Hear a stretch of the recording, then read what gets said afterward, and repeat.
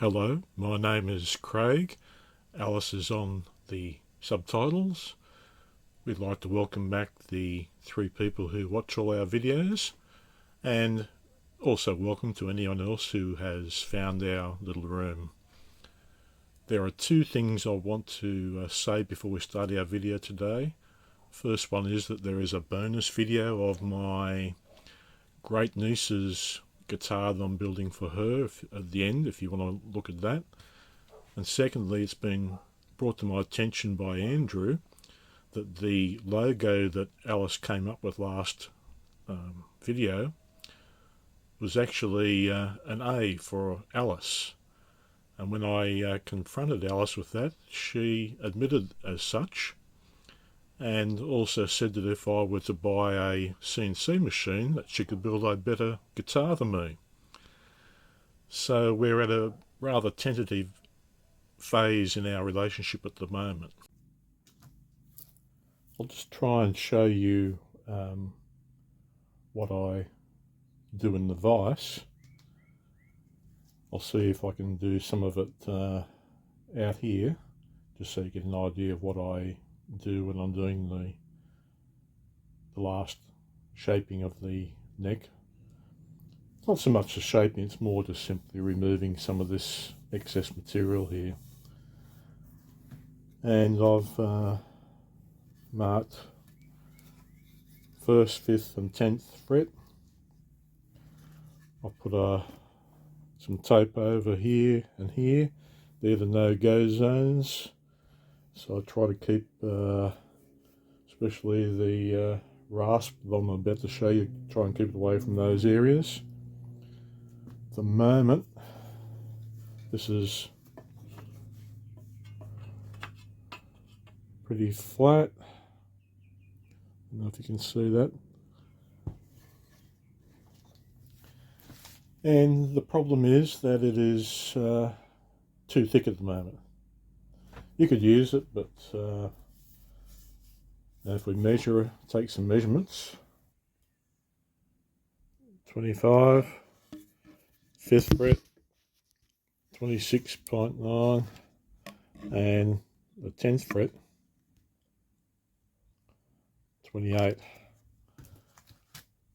Why I use those frets is because I have this Taylor neck contour guide and by StewMac. I use Taylor because I found them to be always pretty reliable and easy to play necks. So I based it off there. It's not going to be exactly the same, but I based it off there. And what we do with this thing, we've got 3 contours there. Got the 1st fret. So I just leave that tape on there about the 1st fret.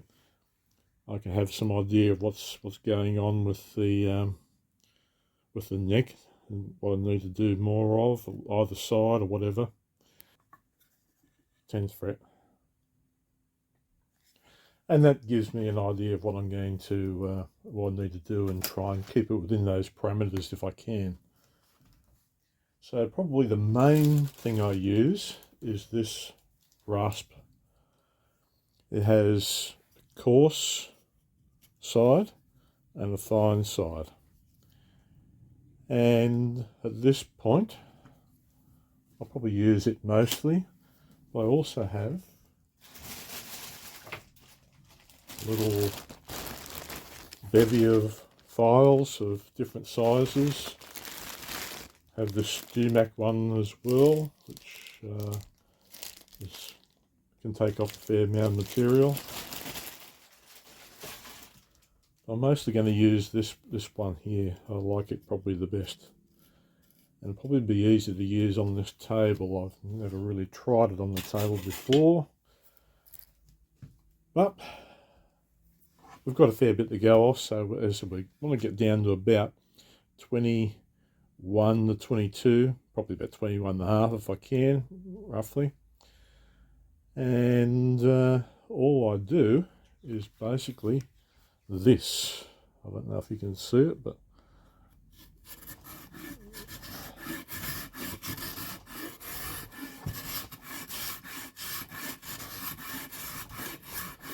the moment I'm mainly trying on the, a little bit harder to do this while you're holding it, but I'm mainly trying on the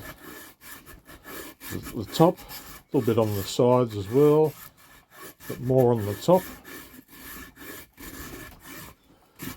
See, I'm getting down past this blue tape. I try to keep away from there, but it's really over here I want to keep away from, but I just put that as a bit of a safety thing, as far as don't want to destroy the neck.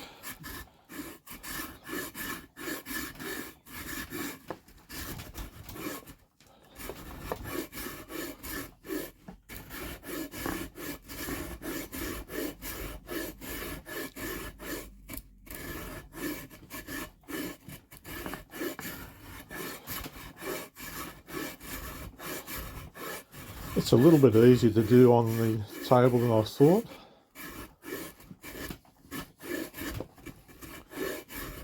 But still, it's awkward.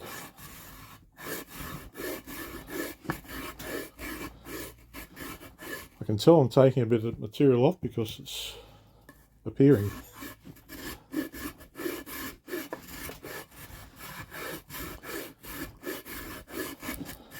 Now, don't get too excited with this, because if you take too much all off at once, you may find that's one, uneven, and secondly, you may find that you go maybe too far. That's not gone too far, but what I'll do after I've done the coarse one, I'll just give it the fine one.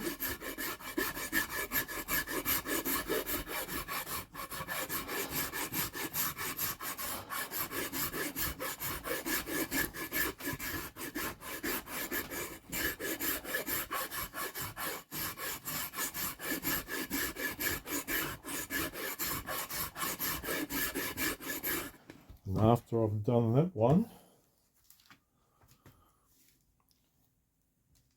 look for my sanding mouse pad.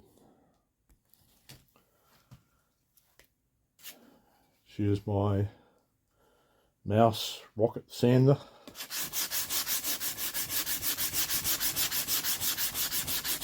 .80 grit.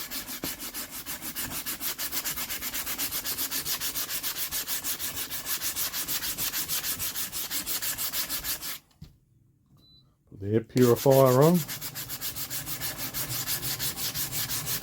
Should have a mask on for this as well.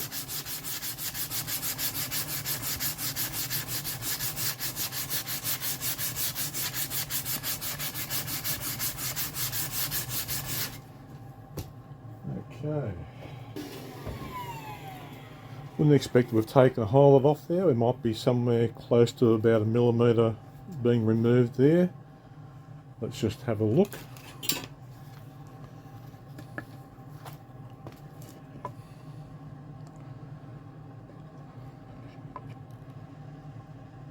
.39, 25.14, 25, yeah, about 1mm there, I think. And we haven't taken much off there because we haven't been up there much yet. 27, so it's a little bit off there.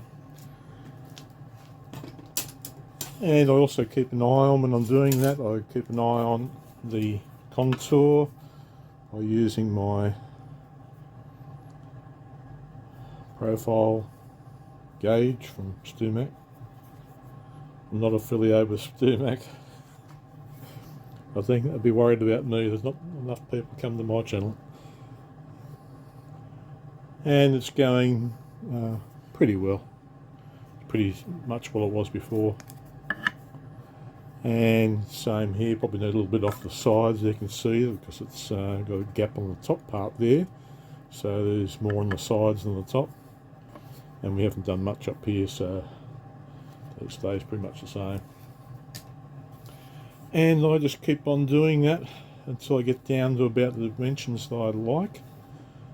And then I do up towards the heel and down towards the headstock. Just bring it in so it feels nice by the time I get down there. Is it going to be alright to play, or is that going to be in the way? And I'll adjust that to whatever I need to do. And that's basically what I do.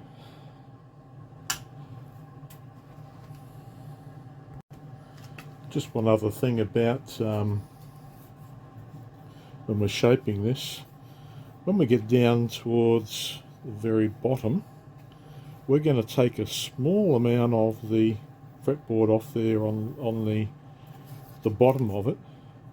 Just a very small amount, because we want this whole thing to be a smooth sort of curve going around here. So when you put your hand around it, it doesn't feel like all of a sudden you've got a nice curve and then you get to just straight along this part here. So we're actually going to remove a small amount of the bottom part of this. We're going to nice smooth curve down to there and around to there. And that's what you'd find on other guitars. And I'll just show you maybe a higher end type guitar. This is a Taylor Alcoa one, and I don't know if I can get the right angle on this, but when I look down on either side, I can see a little bit of the darker fretboard.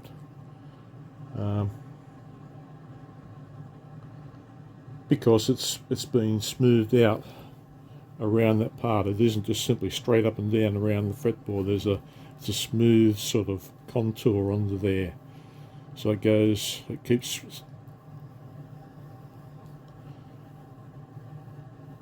smoothing that contour all the way along. Maybe it might be different up at the very top, but around here so after the same sort of thing. And this is a nice sort of guitar, I think. This is my favourite guitar before I started building guitars. I thought it was my best sounding guitar, but since then I've found not necessarily better sounding, but a better variety in building my own guitars. I'm doing a comparison, well, I'm building a guitar to do a comparison between this one and Tasmanian Blackwood. I'm building a all Tasmanian Blackwood one. Same shape. This is a Grand Symphony or GS one, and I'm doing it the same shape, and I'll be able to do a somewhat of a comparison between the two. As I said, this used to be one of my favourite sounds, and we'll see if I can reproduce or better the sound from my own Tasmanian Blackwood, see how they compare, Koa and Blackwood. Just an aside. We're here about half an hour or so later. I decided to actually finish it on here because it is easier than I thought it might have been, at least to do this part. And we'll see how we are travelling. This feels better. Yeah. 22.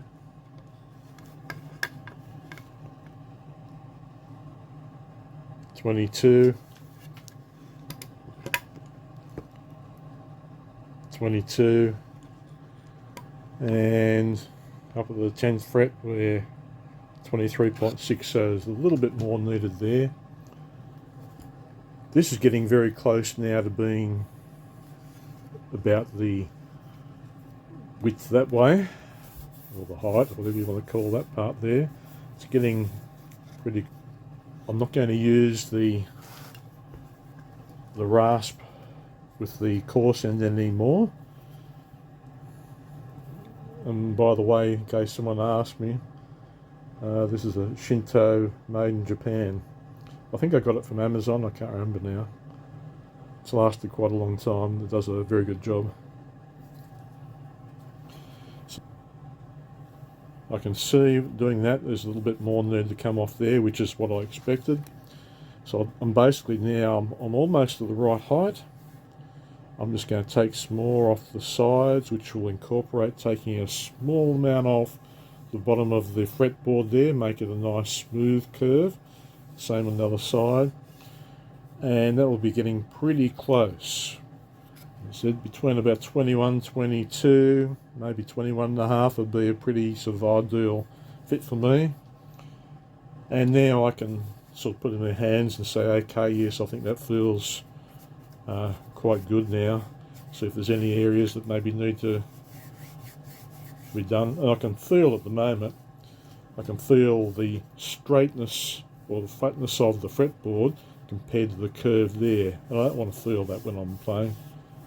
So we're going to take a small amount, just a small amount of kiss off the bottom of that fretboard, and that'll make it reasonable to play then.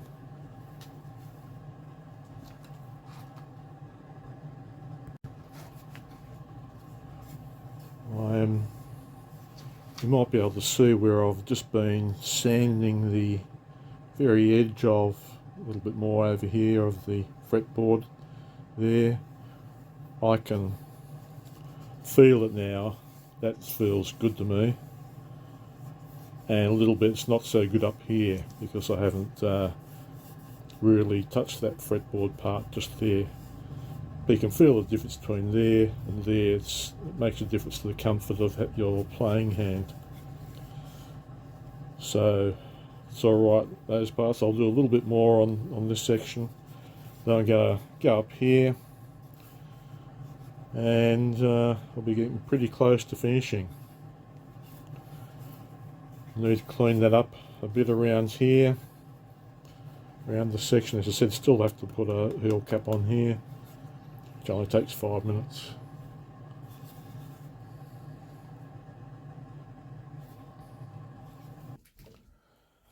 This is another one of my guitars, Blackheart sassafras ones this one's for my grand niece, or one of my grand nieces, or great nieces, whatever they are. It's one of my niece's daughters. I think it's a great niece. Anyway, this is what it looks like at the moment. I think it looks pretty nice. But the problem is, she wants it to be pink. Not just any sort of pink, bright pink with sparkles in it. The whole guitar. And she wants a name on the back in silver letters, big silver letters. Oh dear. I blame mothers for this sort of thing. It's generally the mother. Although this grand niece has been a busker. Last I heard, she busked in Scotland. Hopefully she gets over to Dublin and Grafton Street. But maybe she's got some ideas from the buskers for a pink guitar. I don't know. Or maybe she went to see the Barbie movie. But, thought I'd show you what it looks like before it goes under the colour. I've got some transparent pink. I don't know what it's going to look like after I've sprayed it. Interesting.